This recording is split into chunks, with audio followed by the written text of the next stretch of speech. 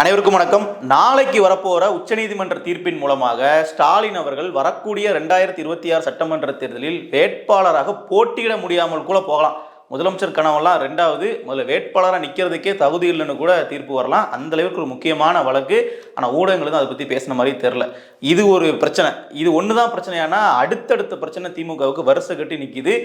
டெல்லியோட தலைமையும் பார்த்தீங்கன்னா திமுகவுக்கு பல கட்டமாக நெருக்கடிகளை கொடுக்க தயாராகிட்டாங்க. அவர்களுடைய திட்டம் என்ன, நாளைக்கு வரப்போகிற வழக்கினுடைய சாராம்சம் என்ன அப்படிங்கிறத விரிவாக இந்த வீடியோவில் பேசுவோம்.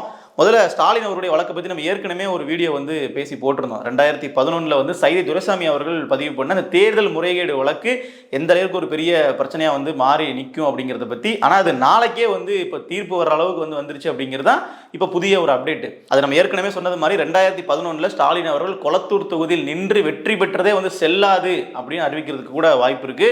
சரி, அப்படி அறிவிச்சா என்ன, அதுல என்ன பெரிய விஷயமா? அவர் தான் 2011 டென்யூர் முடிஞ்சு 16 முடிஞ்சு 21 வந்துட்டாருன்னு கேட்டிங்கன்னா அங்கதான் பிரச்சனையே. அதாவது அவர் தேர்தல் முறைகேடு பண்ணி வெற்றி பெற்றார் அப்படிங்கிறத அந்த இடத்துல குற்றச்சாட்டு. ஸ்டாலின் அவர்கள் பணம் கொடுத்த வீடியோஸ் சைதை துரைசாமி அவர்கள்ட்ட இருக்கு. நீதிமன்றத்திலையும் சிடி கேசட்டாவே கொடுத்துருக்காங்க. இது மட்டும் இல்லாமல் அவர் அப்போ ஆளுங்கட்சிங்கிறதுனால போலீஸ் தவறாக பயன்படுத்தியிருக்காங்க, அரசினுடைய அந்த இயந்திரங்கள்லாம் தவறாக பயன்படுத்தியிருக்காங்க அப்படின்னு பல்வேறு குற்றச்சாட்டுகள் இருக்கு. அதற்கான ஆதாரங்களையும் இத்தனை காலமாக சேகரித்து வச்சு பத்திரமா வச்சிருக்காங்க. கோர்ட்டில் காட்டணும் அப்படின்றதுக்காக பல விஷயங்கள் கோர்ட்டில் சப்மிட் பண்ணவும் செஞ்சுட்டாங்க. ஸோ இப்படிப்பட்ட சூழலில் தான் பார்த்தீங்கன்னா இந்த வழக்கானது விசாரணைக்கு வருது. இந்த வழக்கு கடந்து வந்த பாதை அப்படிங்கிறது நம்ம ஏற்கனவே பேசிட்டோம். இருந்தாலும் ஒரு சின்னதாக சொல்லணும் அப்படின்னா 2011 பதிவு பண்ணப்பட்ட வழக்கு 16 வரைக்கும் கேட்பாரற்று நீதிமன்றத்தை அப்படியே இருந்துச்சு, சென்னை உயர்நீதிமன்றத்தில். அதுக்கப்புறம் 16 எடுத்து விசாரிச்சவங்க 17 தள்ளுபடி பண்ணிட்டாங்க. ஸ்டாலின் பணம் கொடுத்தாருன்னு சொல்றீங்க, ஸ்டாலினேவா நேரடியாக கொண்டு போய் கொடுத்தாரு, திமுக காரங்க யாராச்சும் கொடுத்தாங்க அப்படின்னா அவங்க தப்பு தான். ஸ்டாலினை நம்ம லிங்க் பண்ணி அவருடைய பதவியை பறிக்க முடியாதுன்னு சொல்லி உயர்நீதிமன்றம் சொல்லி வழக்கை தள்ளுபடி பண்ணிட்டாங்க. அதுக்கப்புறம் 17 மேல்முறையீட்டுக்கு போகுது. 17க்கு மேல்முறையீடு போனதுலேருந்து 22 வரைக்கும் அங்கேயும் பார்த்தீங்கன்னா அமைதியாகவே இருக்கு. அவர்கள் வழக்கை கையில் எடுத்துக்கிட்டாலும் விசாரணைக்கு உடனடியாக கொண்டு வரல.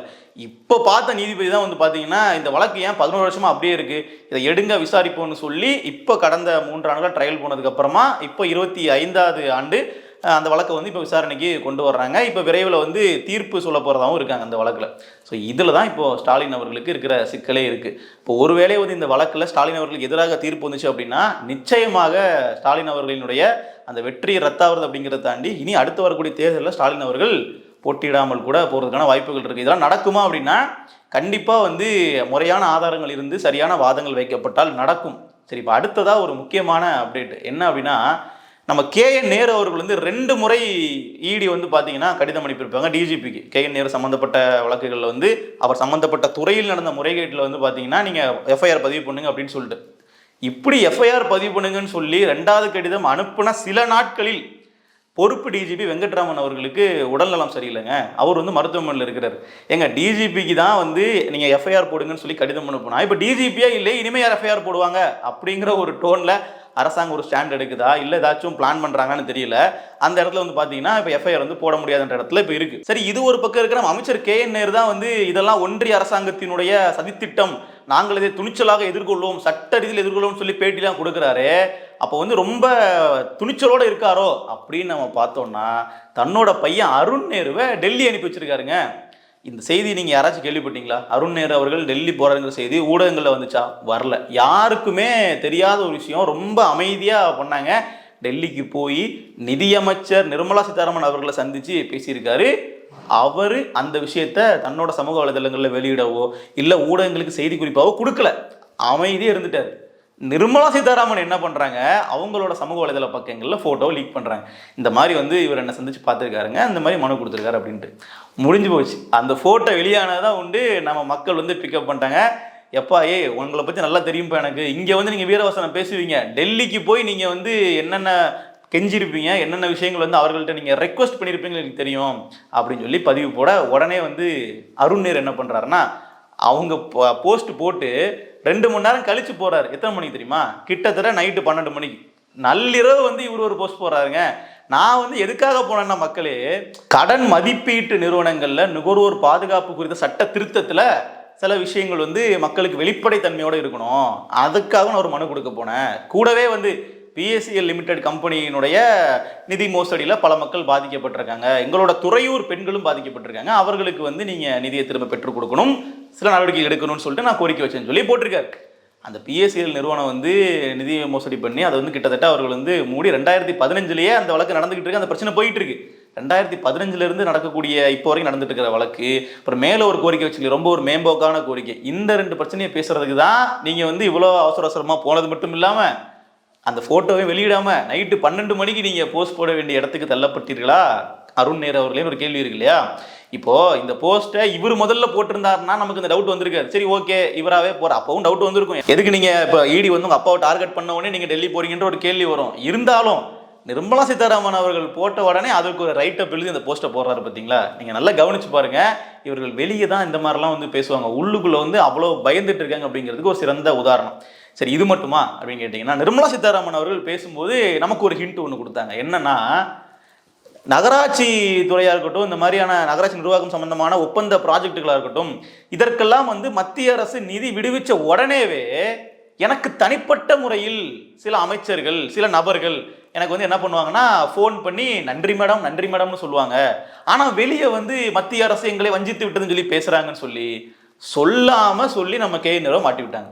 அந்த வீடியோ நல்லா பாருங்க. எனக்கு பிரைவேட்டா சில மெம்பர் கிட்ட, அதாவது ஆளுங்கட்சி இங்க இருக்கக்கூடிய ஆளுங்கட்சி கிட்ட இருந்து மெம்பர் கிட்ட இருந்து நான் பேர் எடுக்க விடும்போது அவங்க கிட்ட இருந்து மெசேஜ் வருது, நன்றிங்க வேலை வாய்ப்பு திட்டம் இருக்கு பாருங்க, கிராமப்புற வேலை வாய்ப்பு திட்டம் மன்ரேகா, அதுக்கும் பணம் கொடுத்துருக்கோம். ஓ நன்றி, அந்த பணம் வந்துருச்சு. பிரைவேட்டா எனக்கு நன்றி, பப்ளிக்கா இது. இவ்வளவுதான் இவங்களோட அந்த வீரவசனம் எல்லாம். நமக்கு திமுக வந்து வெளியே எப்படி பேசுவாங்க, உள்ள எப்படி நடந்துக்கிறாங்க அப்படிங்கிறது இது மாதிரி நம்ம பல உதாரணங்கள் சொல்ல முடியும். இப்ப கொஞ்ச நாளைக்கு முன்னாடி வந்து கலைஞருடைய நாணயம் வெளியிடுறதுக்கு மத்திய அமைச்சர் ராஜ்நாத் சிங் அவர்கள் இங்கே தமிழ்நாடு வரும் பொழுது அவரை வந்து கலைஞர் மியூசியம் சுத்தி காட்டுறது மட்டும் இல்லாம, கலைஞரோட சமாதிக்கு விட்டு போனது மட்டும் இல்லாம, அவரை வந்து புகழ்ந்து பேசுறது, அவர் இவங்க புகழ்ந்து பேசுறது அப்படின்னு பண்ணாங்க இல்லையா? ஸோ இந்த மாதிரி பல நிகழ்ச்சிகள் நம்ம சொல்லிக்கிட்டே போகலாம். ஆளுநர் வந்து பார்த்தீங்கன்னா ஒரு மேல போயா வாயான்லாம் பேசுவாங்க சட்டமன்றத்தில், அப்படிலாம் வந்து பொன்முடியெல்லாம் பேசியிருக்காரு. ஆனால் ஆளுநர் ஒரு டீ பார்ட்டி அப்படின்னு கூட்டாருன்னா ஆளாக உட்காந்துக்கிட்டு வாங்க நல்லா இருக்கீங்களா எப்படி இருக்கீங்க அப்படின்னு கொஞ்சம் பேசிப்பாங்க. அதாவது தனி மனித நட்பு வேற, அரசியல் கொள்கை வேறங்கிறலாம் பேசுறதெல்லாம் நமக்கு புரியும். இதெல்லாம் அதுக்கும் ஒருபடி மேல வெளியே ஒண்ணு உள்ள ஒண்ணு வச்சு பேசுறதா இருக்கு. அதான் நமக்கு இங்க பிரச்சனையா இருக்கு. சரி, இப்ப இதெல்லாம் ஒரு பக்கம் இருக்குதா? இப்ப அடுத்ததா வந்து பாத்தீங்கன்னா அமித்ஷா அவர்களோட சமீபத்திய பேச்சு. அமித்ஷா அவர்கள் சொல்லும் பொழுது நாங்க பீகாரை முடிச்சிட்டோம், அடுத்து தமிழ்நாட்டுக்கு வர்றோம் ஸ்டாலின் அவர்கள்னு சொல்லி ஸ்டாலினுக்கு ஒரு எச்சரிக்கை கொடுக்கிறார். મંચ ઉપરથી મમતાબેન અને સ્ટાલિનજીને કહેવા માંગુ છું, તૈયારી રાખજો, બિહાર પછી બંગાળ અને તામિલનાડુમાં પણ என்டிஏ நோ வாரோ சே பாஜ்பனோ. அமித்ஷா வந்து உள்துறை அமைச்சர் அப்படிங்கறத தாண்டி இப்ப பிஜேபியினுடைய ஒரு ஸ்ட்ராட்டஜிஸ்டாகவும் ஒரு பின்னணியில் இருக்கார் இல்லையா?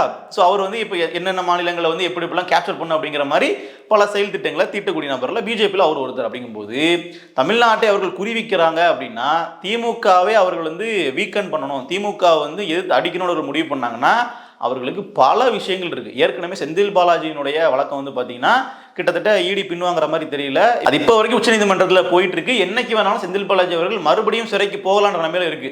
அதே மாதிரி பெரியசாமி மேல பொன்முடி மேலன்னு சொல்லி திமுகவினுடைய பல மூத்த நிர்வாகிகள் மேல கிட்டத்தட்ட சொத்து குவிப்பு வழக்குல இருந்து ஈடி சம்பந்த வழக்குகள்னு எல்லாமே இருக்கு. அவர்கள் மொத்தமா பிடிச்சாங்க அப்படின்னா இவர்கள் ஒருத்தருமே தேர்தல் பணியை பார்க்க முடியாது, நீதிமன்றத்தை தான் அலைஞ்சிட்டு இருக்கணும். அந்த அளவிற்கு வந்து அவர்கள்கிட்ட திமுகவுடைய குடிமை இருக்கு. இப்போ இந்த கரூர் பிரச்சனையில சிபிஐ கிட்ட விசாரணை போன உடனேவே வந்து பாத்தீங்கன்னா விஜயினுடைய குடிமை பிஜேபியில் போச்சு அப்படிங்கிற விமர்சனத்தை திமுக வச்சு தான் நம்ம பார்க்க முடிஞ்சு. அது கிட்டத்தட்ட அதில் ஒரு சில உண்மைகள் இருக்குன்னு வச்சுக்கோங்களேன். ஆனால் அப்படி நம்ம வந்து விசாரணைக்கு போனதுனால குடிமை இருக்குன்னு வச்சுக்கிட்டோம்னா இங்கே ஈடியில் அவ்வளோ கேஸ் இருக்குது, திமுகவினுடைய குடிமை எங்கே இருக்குது? இவர்கள் உடனே டெல்லிக்கு போய் பார்க்குறதா இருக்கட்டும், எவ்வளவோ சொல்லாங்க. இப்போ அருண் நேரு போனதெல்லாம் ஒரு பெரிய விஷயமா எடுத்துக்காதீங்க. ஸ்டாலின் அவர்கள் போலையா அத்தனை நாள் வந்து அந்த நிதி ஆயோக் கூட்டத்துக்கு வந்து போகாமல் இருந்துட்டு டாஸ்மாக் ஊழலை வந்து ஈடி கையில் எடுக்கும்போது உதயநிதிக்கு ஒரு பிரச்சனை வருதுன்னு சொல்லும்போது இவர் இங்கேருந்து கிளம்பி போலையா? அப்படி சொல்லிக்கிட்டே போகலாம். எவ்வளோ விஷயங்கள்ல இவர்கள் இரட்டை நிலைப்பாட்டோடு இருக்கிறது மட்டும் இல்லாமல் இங்கே வந்து மக்கள்கிட்ட நாங்கள் தான் வந்து பிஜேபியை வந்து அழிக்க போகிறோம், சனாதானத்தையே ஒழிக்க போகிறோம்னு பேசுறதெல்லாம் இருக்கு இல்லையா? சிரிப்பாக இருக்கா இல்லையா? அங்கே போயிட்டு அப்படியே சரண்டர் ஆயிடுது. இதில் என்னன்னா இப்போ ஈடி வந்து ஒரு நேர்மையான துறையா, ஈடியினுடைய விசாரணை வந்து நாம் கொண்டாடலாமா, ஈடியினுடைய அணுகுமுறையை நாம் வந்து கொண்டாடலாமான்னு கேட்டிங்கன்னா அதில் 2 விஷயம் இருக்கு. இப்போ ஈடி வந்து திட்டம் போட்டு திமுகவை டார்கெட் பண்ணுதானா? ஆமாம்.